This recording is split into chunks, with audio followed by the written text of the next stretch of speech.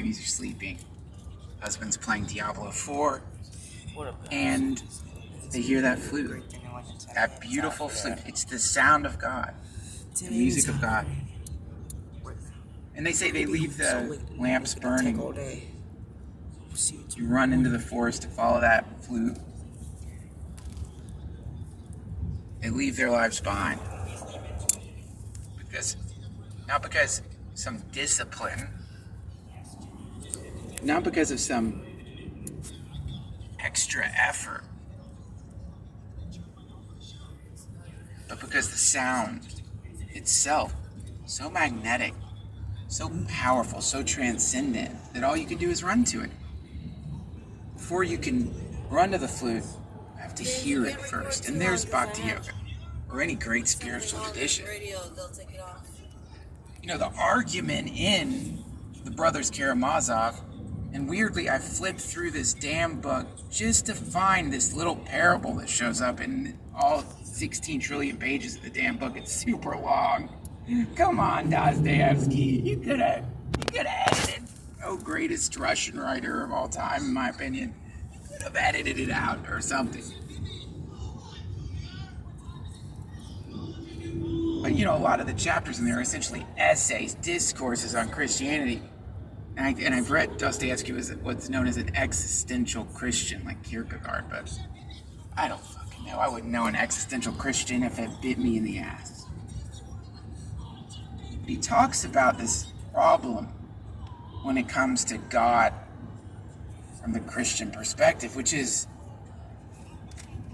if God can cause conversion just by touching you, or some magical bolt, or a little sparkly beam shooting out of the fingers of Christ, floating through the air and like landing on your pineal gland or whatever, then we have no freedom.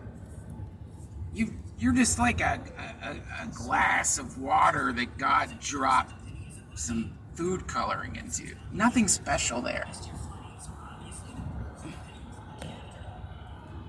So, in his analysis, it's more about choice, the decision. And you know, you can fill in whatever Jesus with whatever you want. It's the decision you make.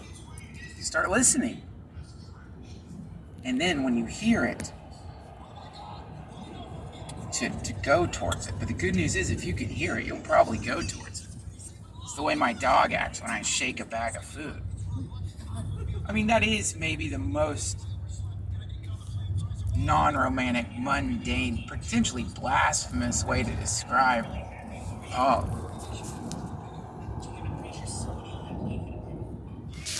curiosity is the beginning of it. You're not going to hear Krishna's flute if you don't get curious.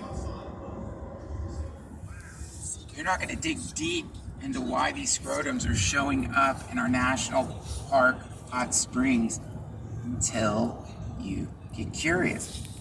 Now, this is totally non-scientific, non-journalistic. I have not investigated this.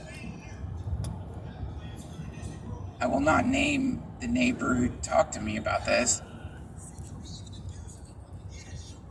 But one of my neighbors, you know, I passed him jogging. We jogged shirtless together through Austin at like 3 in the afternoon. 105, 104 degrees, no big deal. I love the heat. And I slowed down a little bit so he could catch up, and he said that he'd been in his hot tub, which is a really wonderful thing to do right after you finish a nice afternoon Texas run. I like to jump in my hot tub and relax. Yeah, he said that there was a scrotum in his hot tub. And you know where I'm going with this, that he went to scoop it out. A UFO appeared above it.